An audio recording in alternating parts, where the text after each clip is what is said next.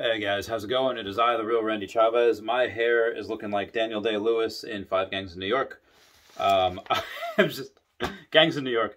Coming out of the Pokemon sales data video, and I want to go a little over buying strategy as well. To start, we have Fossil, we have a Dragonite and a Ditto together. They were sold as one pair, both first edition, both PSA 10, $6,455. Even if Ditto accounts for $1,000 of this, which it does not, this is a record price point for Dragonite. This is something that I think if you sell more than one thing together, that there's a chance that it doesn't get as high a price. Now it depends. You could put like the the Trinity together, Charizard, Blastoise, and Venusaur, and maybe, okay, hey, you get the trio right here. But a lot of times, if you're putting like 3 or 4 cards together or whatever, a lot of people, they have at least one of those cards that you're trying to give away. So you have, people don't want to buy it. But this one, I think people just thought like, oh, they go together for whatever reason. Which in the card game, I don't think they do. Even in battling, like professional battling, I don't think they do either. At least not in recent stuff. Like, they don't have any hidden abilities or anything that would help you out in competitive gameplay. But record price point nonetheless. Lapras first edition PSA 9 sold for $378. I want to get back to that later. Jungle, we only had Mr. Mime first edition PSA 9 sold for $203. And then we had a Neo Discovery Tyranitar first edition PSA 9 sold for $700. For Gold Star, we only had a Charizard. Gold Star Charizard is PSA 5 though, sold for $1175. So PSA 5, like, it's not a great card. Still sold for over $1,100. Gym Challenge, we did have a little bit. We had a Blaine's Arcanine first edition PSA 9. Another little retrace on that, go for $720. It's been going between like $700 and $1,100. And I want to get back to that as well. Blaine's Charizard PSA 9 sold for $2,350. Sabrina first edition PSA 10 sold for $500.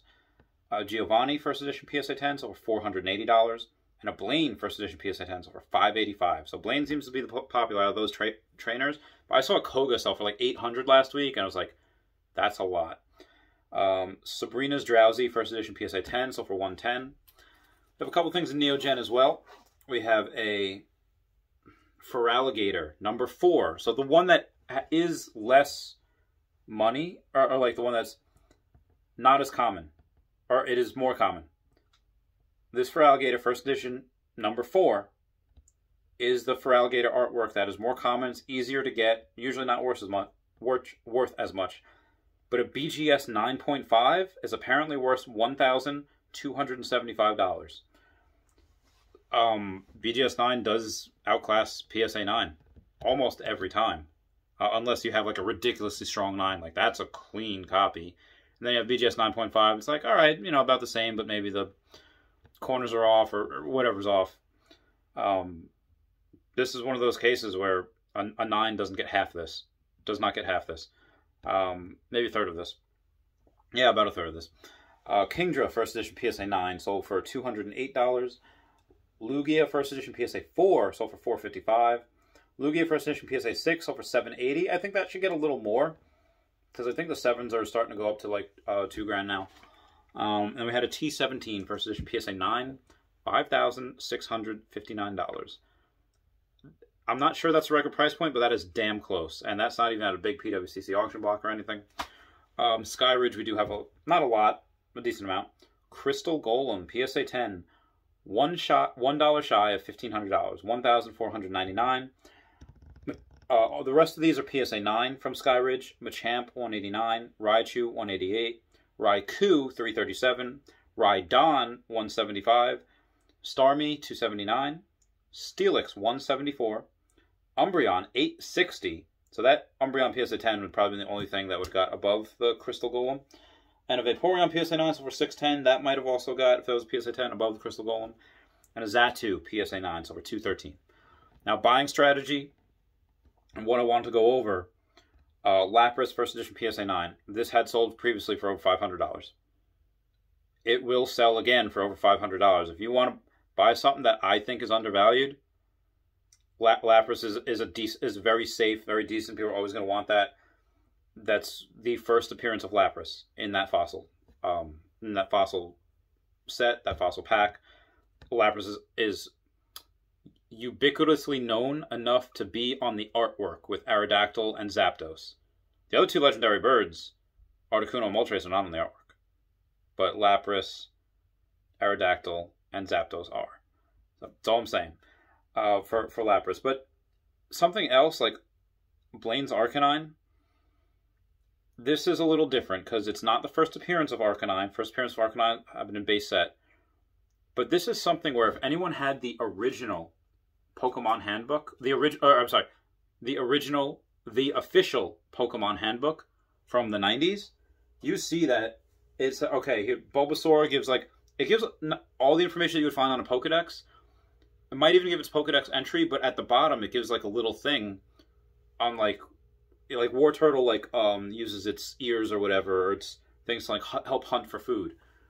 Now it also in there shows how it evolves. Bulbasaur evolves at 16, Ivysaur evolves at 32, and Venusaur's evolution is normal. And for stones that you have some Pokemon have stones, like Clefairy's Moonstone. Some people have trades, like Machamp is you have to trade a Machoke in order to get a Machamp. But the evolution for Arcanine, like Growlithe, Firestone, that's the evolution. The evolution for Arcanine is, sorry, that's Firestone as well, I think, but the species is legendary. Bulbasaur is an animal and a plant, but the species for Arcanine is legendary. That is the original legendary dog. I know some people call the legendary beasts in Generation 2, Raikou, Suicune, and Entei. They're kind of like the big dogs. Some call them legendary dogs, or the legendary beasts. And in that episode, I think it's like the 7th episode, or one of the very first episodes, where Ash has 6 Pokemon, and he catches another one. Oh, where'd my Krabby go? And on that front door, where they're going in to see this guy, and there's like a Dragonite in the background, on that big door, there is 4 Pokemon. You have the 3 legendary birds, Articuno, Moltres, Zapdos, and you also have Arcanine on there as well. And Arcanine is also seen in the main series, that intro, you know, I wanna be, like that is, so Arcanine, I feel like it deserves a little bit of special attention that it did not get in base set. It did get special attention in Gym Challenge. And like I had said before in a previous video, the reason why I think some of these cards that you see, like Blaine's Charizard, Erica's Venusaur, Misty's Golduck, or even Giovanni's Persian, and you don't see Misty have a Golduck in Gen 1. I think she has one in Gen 2. But in Gen 1, you don't see Giovanni have a Persian. He has all ground-type Pokemon. But in the cards, he does. Because I think depending on how many badges you are to have will depend in the Pokemon universe on what Pokemon they battle you with. Again, Pokemon Origins, where Ash faces Brock, he says, I have no badges. And it's like, okay, that's when Brock chooses to battle him with 2 Pokemon.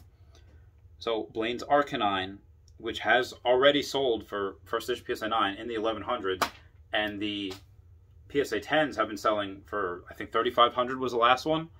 I think that's going to be something to increase a little bit.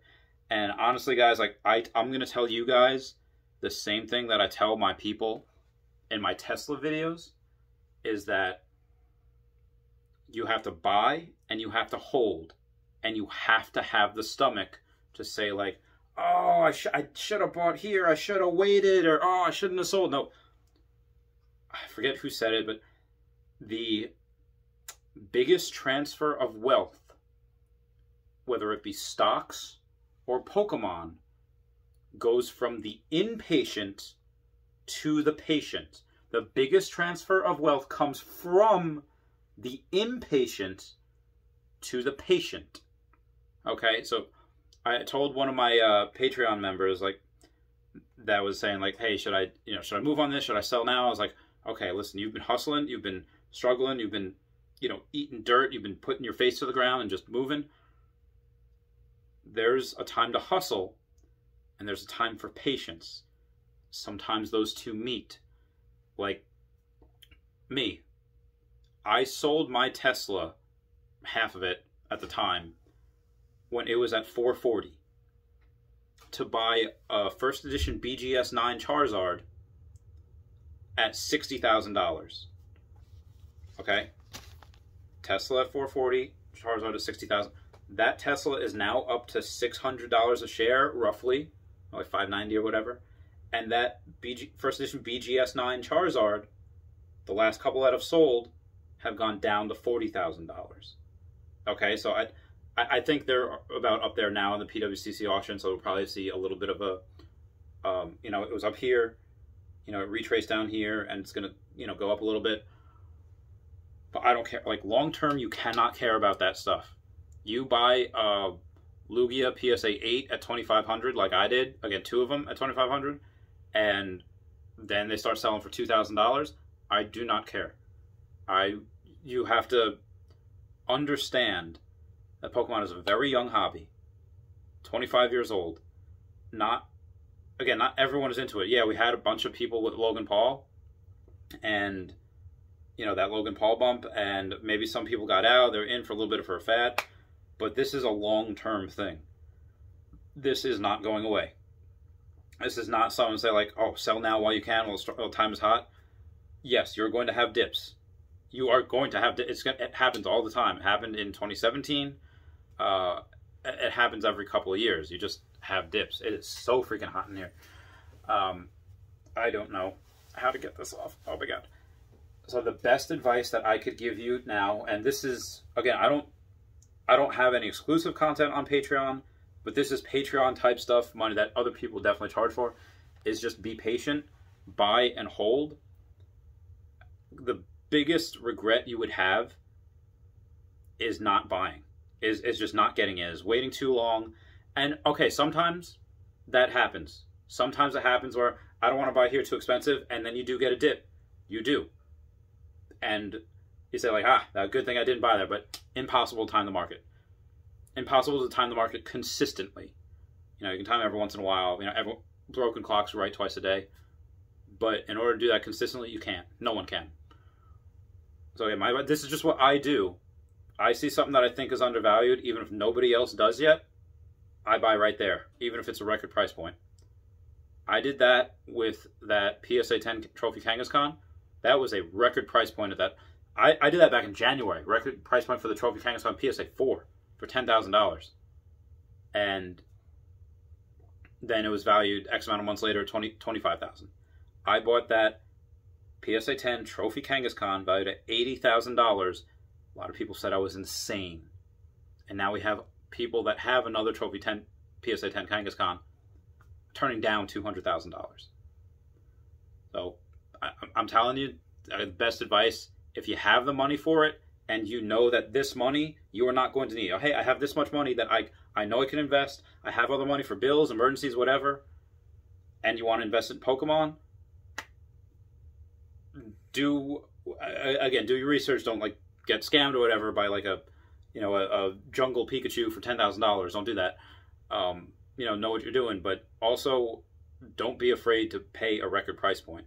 I'm not saying like, oh, the last one sold for $1,000 and you have to pay $6,000 for it. No, but don't be afraid to be like, last one sold for $400 and this one's like $500, or $450, whatever.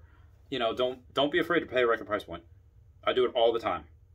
And don't have regrets if you pay that record price point and the next one sells for less than you bought.